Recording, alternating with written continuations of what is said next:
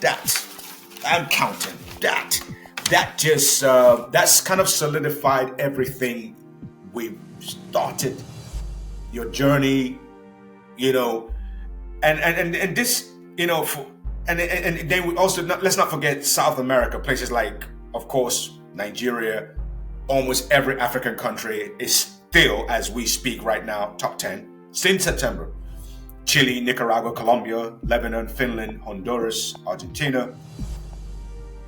Number 6 globally, still back and forth from the release in September to now. And on that note, I kind of, was that what prompted Anaco Film? Was that what prompted Anaco Film to bring you in as chairman of the board? Because I have to be honest, you deserve that title. You've been around. Yeah, well, in fairness to us and to the director of the film, no, that was not why I became the chairman of Anaco Films. Right. When we started our relationship, he had said to me that he would like me to be on the board of Anaco Films, the director, you know, and of course I had said yes, and we were going to work out, you know, what it was, and hot up on the heels of the wrapping of Black Book. We had a business opportunity again that both our companies were applying for the same thing, and I looked at what I was doing and what his company were doing, and I called him and I said there was no point in us dissipating energies trying to do these things from 2 points. That why not we join forces? And that was when we joined forces, and I said, you know what? I'm 62. You are 40. I don't have the time to be running around, you know, doing some of the things that this thing would demand. I'm going to leave it to you. I'm going to why don't you just do all the work, you know, and do it on behalf of my company as well. And he says, okay, let's unite the companies. And I say, yeah, let's have a merger, and I'll just, you know, kick back and enjoy myself while you do all the running around.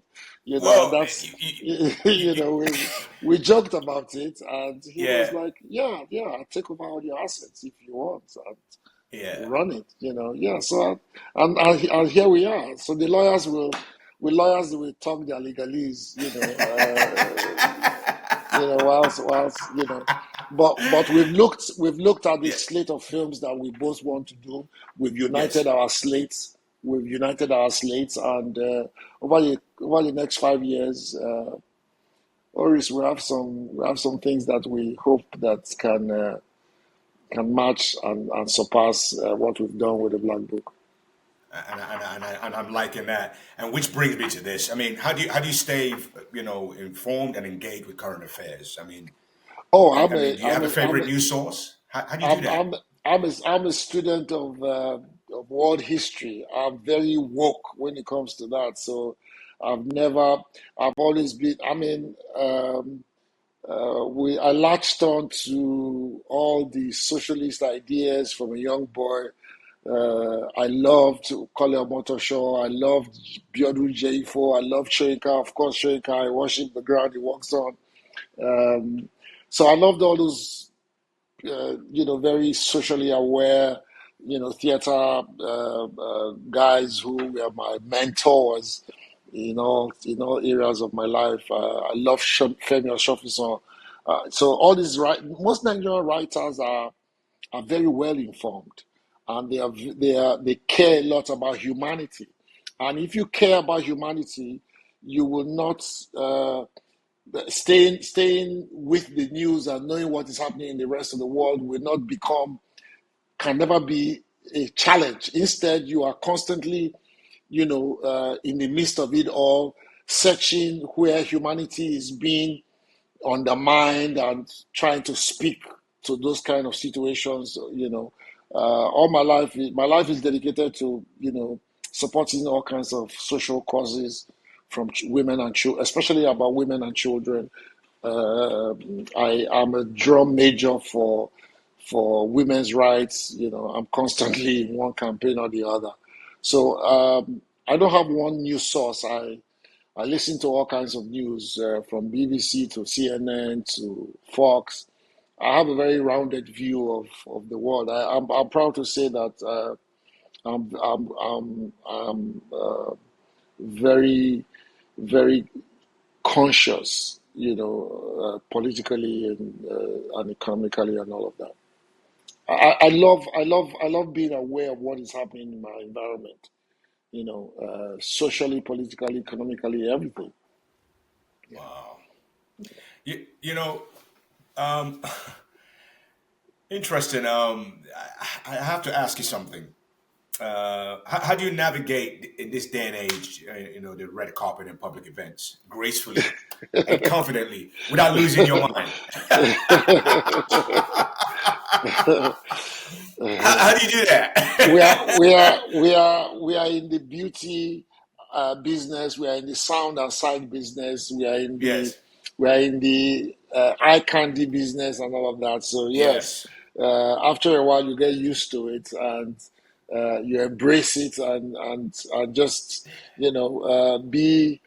be the best you can as you navigate through it on a daily basis. It has become yeah, second nature to me. I don't think that I step out, I step onto the right carpet thinking, how am I going to get this today? I've been doing that for so long now that yeah, it's like waking up and another day, it's like another day at the job. yes, So it's pretty much easy. I can give you a yes, few tips outside of this broadcast if you want. yeah. and, and talking about another day at the job, right? There Yes. is something the fans are pushing me to ask you. Mm, Um, you know, let's take it back a bit to Black Book. yes. Um, let's talk about the character. Yes. No one, God forbids, wants to lose their child, Oh my even though in goodness. reality, right now as we speak, that happens. Mm, Um, but let's face it, this scenario and this character you play happens every day. hmm I personally know people who've lost their children in a very Absolutely. violent way, hmm and watching them not take revenge, and Mm, you hear things, the kind of stuff you hear, the aftermath of it is very heavy on the heart. hmm How did you take on that character? How did you get to that place? I I I have seen it hasn't happened to me personally, but I have seen people lose their children during the NSARS and all of that. I met people who had lost loved ones, and I've been in situations where I've seen parents that have lost their loved ones in very bad circumstances. I have suffered personal tragedy in my life. I lost my first wife as well. And so I lost my mother and my father before they were both 60. So I know grief. I do know about grief. But I haven't like had to lose somebody and blamed somebody else for it that I could do something about. No, I haven't had that kind of situation. But uh, we are actors, right? And Yes, once you can immerse yourself deep enough to become the character that you're about to play, then feeling his pain becomes nothing. I became the director in one or two instances when we are both interviewed. He always says how I became Polydima and I never left. I refused to go out of it, and he's right.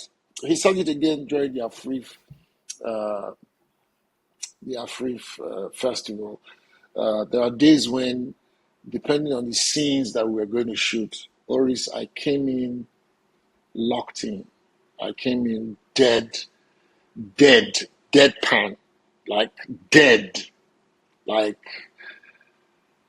I will come in as Paul. I will leave as Paul. I will just till I get home. I won't come out because it was important for me to be him. So people say to me, uh, "Man, when you cried and you dipped your hands in the soil where your child's blood had spilled in, I could feel every pain." I said, "Yes, because I was in that pain. I don't know. I don't know how to fake pain. I feel pain. I felt Idima's pain, and by some fluke, when I was shooting this film, I got burnt by hot boiling water on both my legs. And bro, I soldiered through those pains in every of those scenes that you're seeing. Some of those shoot scenes that I was running, I had a padded leg that was burning me like crazy. So it was all kinds of things that happened to me during that shoot. And I knew that it was something that I was not going to have a second chance to do. And funny enough, I had a meeting with my agent yesterday, and she was recalling a scene that I did in the thing. Everybody just have their favorite scenes. So Yes. so I said, let me give you a fun fact. The very last in the film, the scene where at the very end of the film, Yes. when I had just buried my son, Correct. and I was holding on to the shovel and I was crying. Yes. That was the last shot. That was my last shot in the movie. That was the day that I wrapped the movie. Wow. Oris, when I started crying, I cried as Polydima. I cried as Richard Mofe-Damijo. I cried tears of relief and everything. When I got up from that, when the director said cut, I was still crying. I left them and I ran. I left that scene. I walked. Luckily, we shot it in Takwa Bay. I ran towards the water, the river, the sea, the Atlantic Ocean. I ran into the water, my clothes, and I dipped my head in the water. I washed my head. I washed my face. I was still crying. I washed and stayed there until my tears were finished and I started laughing and Polydima was gone. Wow. Yeah, he was gone. I'm tearing up. Fuck. That's okay. That's okay, bro. Yeah, That's yeah, I it's nice to hear this. yeah. It's It very was very refreshing. Very refreshing. And I know exactly what you mean because I remember after shooting sometimes in April with director Raoul Peck in Rwanda. mm, After the movie was done, I mean, you're talking about a guy who incited the whole violence that wiped out almost 1 million people. mm, Coming out of that character, which solidified my status as this is what I was born to do. I don't care what anyone has to say, and most people go there when they want to talk to people. They say, "Watch sometimes in April." Um, I remember that feeling, me being in character all the way, and after that, I didn't want to touch another film for 3 years. mm, I was, so I know that feeling when you're dealing with innocent death, right? As a mm, character, you're playing a character who has to deal with an innocent kid, mm, and the kid, you know, was on his way. That character, the kid, was on his way to make you happy. mm-hmm.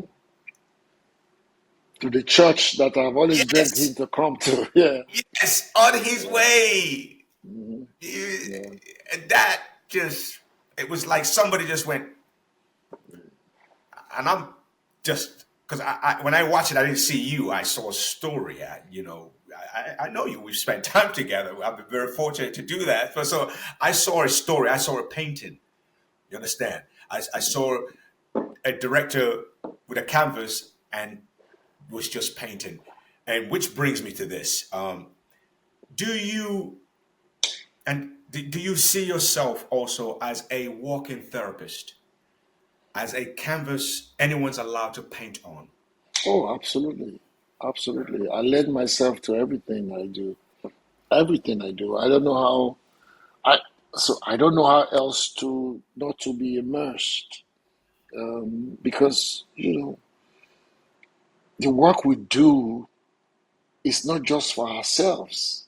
We heal when we do it because we learn, we unlearn, we purge, we absorb, we expel, we inhale, we exhale. And there are people who watch us and are going through those emotions at different times when they watch us. So you must commit to those people who you know are watching you so that when they can connect and connect really to be able to experience the emotions that make them come back to the theater or come back to this medium over and over and over again. You know, um, I was 2 days ago. I was in the studio. I think you called me. I don't know if I told you. Anyway, I was in my new film is called Radio Voice. We went to do sound spotting. We're doing the sound spotting and just doing the sound for scenes. And there was a particular scene that we're doing, and I just noticed that everybody was, you know, it was tearing up. you know, and I was tearing up, and I'm like, damn, it's my film. What's wrong with you, man? You finished playing this character. Why is this character messing with you? But it just reminded me that it was so that's me watching me just doing sound and putting music to what I had done, and it still gets me because because you discover that every time that you do this, you cross you cross that threshold of yourself into another world.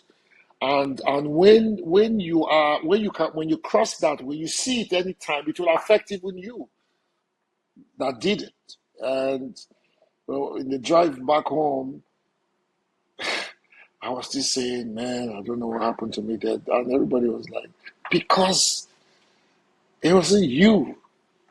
So they were calling the name of the character I played. And so every time I do a film, I'm like, I hope that the when we say things like, I hope you guys uh, get to experience it the way I experienced it.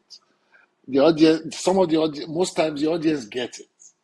When they come out of the theater and they're like, oh man, or when they watch it and they're like, oh my goodness, that was good. Then our job is done, Oris. Then our job is done. If they watch our films and they don't come out of it feeling one kind of way, then our job is not done. Our job is not done. It's a privilege. It's a privilege to be able to be trusted by people that after a hard day's work, they can sit back in their living rooms and put you on to watch you, and you do the thing that they want you to do for them. That's such a privilege job. Wow. You know, so would you say now, African storytellers, especially Nigerian storytellers, outside diasporans, are rapidly on the rise? Oh, definitely. We're telling our stories by ourselves, man, in the best way we can. In spite of all the problems we don't access to capital, like it's a major challenge for us. We we have told a few filmmakers from out of Nigeria that look, what we do in Africa, especially here in Nigeria, is like performing bypass surgery with forks and knives. That we sharp that we sharpen locally without anesthesia, without all the right equipment and all of that to monitor hearts and heart rates real time. We just go into surgery and say we got to take this cancerous part out of this body. We dive in and we take it out, and you're like, boy, won't you wear gloves? Won't you do like, look, we need to do it now. We go in and do it. But that's what we do, and we succeed. And the person leaves. So that's what we do. That's why we are making films with 1 naira, and it's looking like it Yeah. can compete with films that were made with $10 million. That's why we are in the business. We Yeah. do And it's surgery. funny. Yeah, Yeah. we do surgery with forks and knives, and the people come out alive. That's what Yeah. that's what we do. I feel like we're no longer waiting for the millions and millions of dollars and backed up advertising, and Mm. just focusing more on, like you said, on the storytelling, the old fashioned gritty stuff. Because there was no big advertising, Nothing, thing behind the nothing, black book. nothing, nothing. That was Just just just word of mouth. yes, story, word of mouth. People saw it, they Yeah. liked it. The word of mouth kept selling it, and boom, the thing went viral. We are so Wow. lucky for it. I mean, it would be nice to have access to a lot more capital, because it Yes. does make life easy, Yes. and that's what I wish is, so that, because there are so many, there are much more African Yes. storytellers, beautiful filmmakers just waiting for that opportunity to be able to Yes. do this thing as well. And I'm happy And that one of them has yeah. broken through the ranks, and many more are waiting to break through. Amen to that. Amen to that. So, what is your perspective on the power of storytelling, and how do you choose your projects that align with your values, or do you You go you've across the already board? you've already answered it. I have certain Mm, values as a filmmaker, as an actor, as an African, yes. as a sensitive Nigerian, as a sensitive African. There are images Yeah. or stereotypes that I will never be a part Yes. of the perpetuation. Uh, there are narratives that I will never help to continue. And so those are the values that I employ or deploy in choosing my films and choosing my characters. There must be redemption. The redemptive value in humanity is important to me. No crime goes unpunished. No crime goes unpunished. It must be punished. Every person must get his Waterloo. Everybody that is deserving of being punished must be punished. You can't get away free. The bad guy doesn't get to ride into the sunset. Those are my values. Yeah, yeah. For me, good storytelling is the core. It's at the core of any film. I don't care how technically gifted a director is or technically gifted a DOP is. He can shoot the best sunset and sunrise. It must be about how successful it helped the story that you are telling. It's not just about the beautiful sunset or the beautiful landscape. It is how it relates to the characters that live in those Yes. landscapes and the story you are telling about your lives. I have witnessed something in this question I'm about to present to you.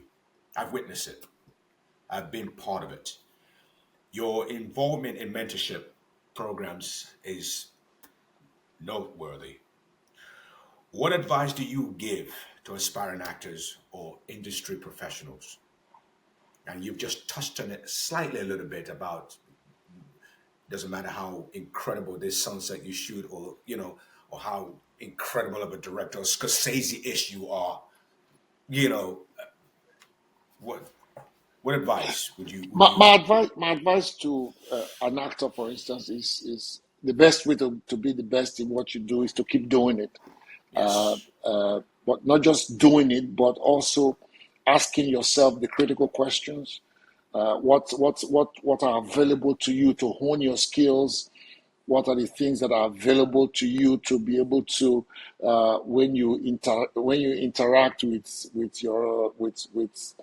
writers and directors and sound people and all of that, is coming to the mix with your A game all the time.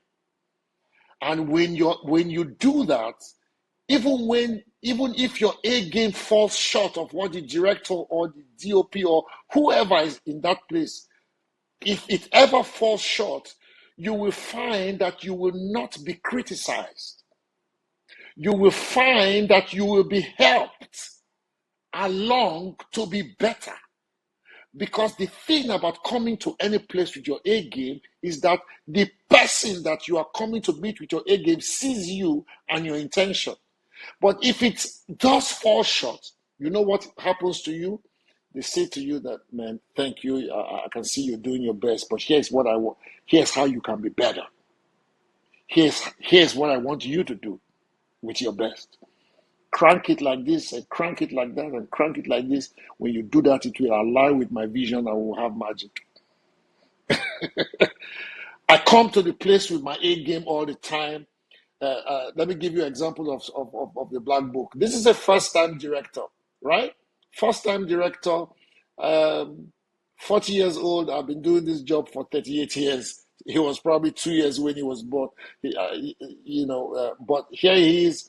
He says to me, Baba, he calls me Baba. He said, in this place, this is how I'm thinking. And I'm like, yeah, okay, let's go. And Yinka says to me, post me, Yinka is the DOP, post me in the corner. I say, you know what, my camera is going to be on this. If you go here, I will not find you. So I want you to do this when you get to this spot. And I'm like, okay, all right, call it, let's go. So I follow the young man who is holding the vision and who is going to make me look so good when this thing is finally cut. So even if I had come in with my A game that is not good enough, he will tell me, because he sees me, he will tell me what is lacking. And at that point, it is no longer it is not a cheating, or it is not a reprimand. It is a collaboration. And when you collaborate, you do better as a team. I always like to use the Jamaican relay team example, to buttress this point. You know that the Jamaican relay team, when they created the world record, right? If you divide the time in 4 places, it's faster than Usain Bolt's 100 meters race record. Which shows you that when they worked as a team, they ran faster. Why did they run faster? Because every one of them, not as fast as Usain Bolt, but as fast as they can be. But when they run with Usain Bolt, they run faster than they can be.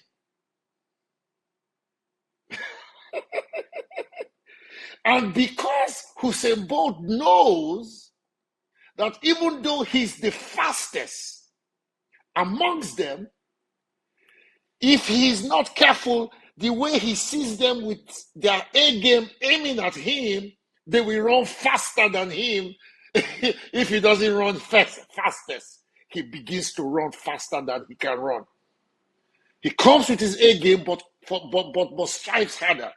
Everybody comes to the team with their A game, and the coach, who is the director, is orchestrating everybody and saying, bro, can you look to your right and look to your left? What do you see? Man, that guy is ready.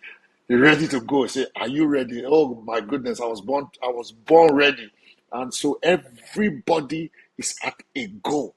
When everybody is at a goal, you cannot. That's why they say when people come together in one mind, be afraid.